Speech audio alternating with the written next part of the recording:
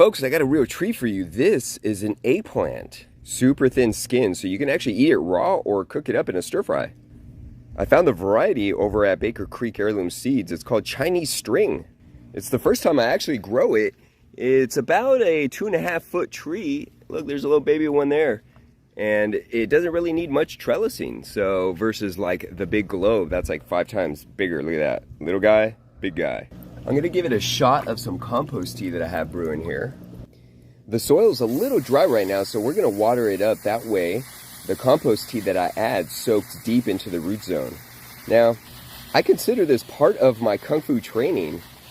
Back in the day, scholar monks who studied nature, who studied how it functions, how it works, what it does, how to live harmonious with it, gardened. And the majority that I've learned today, I've gotten from Joel Rizzo from Authentic White Tiger Kung Fu. We're gonna add just a little bit more water to really bring down that compost tea into the root zone and give her neighbors a little bit of water too. So if you're interested in gardening and martial arts and all of that wonderful stuff that you don't really learn at school because they don't offer it, check out the links below. Take care.